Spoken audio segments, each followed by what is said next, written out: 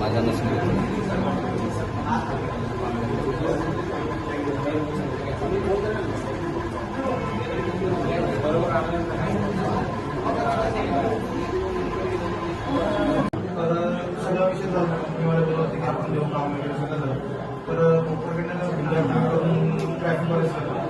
त्यांनी मला अचानक फोन केला, बोलून घेतला. म्हटलं काय प्रॉब्लेम आहे, तुम्ही गेलो त्यांना भेटायला. तुला कंपनी द्यायची गरज काय, कंपनी चला मला जायचं नाही.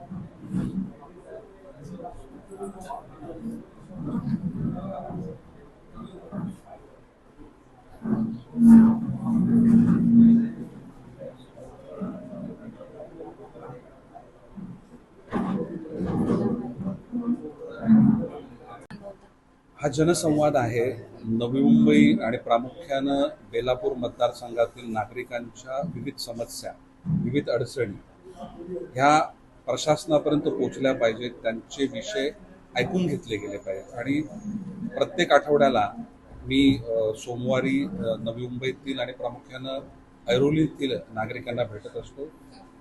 प्रामुख्यानं विविध विभागाचे विषय हे नागरिक मांडत असतात आणि तत्काळ जे विषय आपण अधिकाऱ्यांशी संपर्क करून सोडू शकतो ते सोडवले जात असतात. आणि एखादा धोरणात्मक विषय असतो की त्या विषयाबद्दल प्रशासनाला जाब विचारणं किंवा झालेला नागरिकांचा अन्याय दूर करणं याविषयी आपण जागृतपणे ते विषय प्रशासनापर्यंत, सरकारपर्यंत त्या ठिकाणी पोहोचवले गेले पाहिजेत. आणि त्याचा प्रश्न सोडवण्याचा एक प्रामाणिक प्रयत्न या संवादाच्या माध्यमातून करत असतो.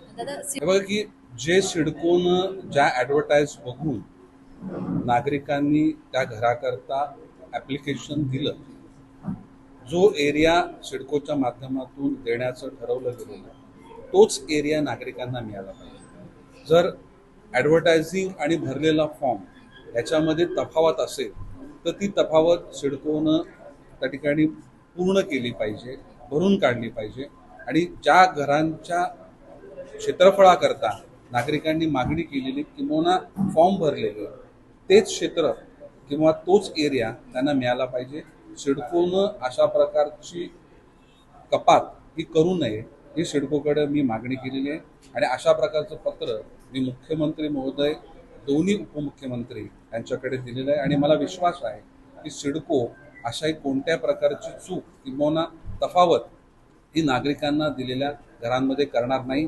जर केली तर आम्हाला या विरोधात आंदोलन उभं करावं लागेल. नक्कीच की नवी मुंबई एअरपोर्ट हे सुरू होणं ही प्रत्येकाकरता आनंदाची बाब आहे. संपूर्ण ह्या परिसरातलं महत्त्व ह्या एअरपोर्टच्या सुरू होण्यामुळे बदलणार आहे. स्वर्गीय दिबा पाटील साहेबांचं नाव हे एअरपोर्टला द्यावं ही संपूर्ण नवी मुंबईकरांची मागणी आहे. एअरपोर्ट सुरू होत असताना या मागणीचा देखील विचार त्या ठिकाणी पूर्णत्वास जाईल असा विश्वास आमचा आहे. या नवी मुंबई शहराचं महत्त्व हे एअरपोर्ट येण्यानं वाढणार आहे. हे नक्कीच तेवढंच महत्त्वाचं आहे. परंतु एअरपोर्ट होत असताना या शहरावर येणारा अतिरिक्त ताण आणि या शहराची मोबिलिटी ही देखील त्याच पद्धतीनं बघणं हे अत्यंत गरजेचं आहे.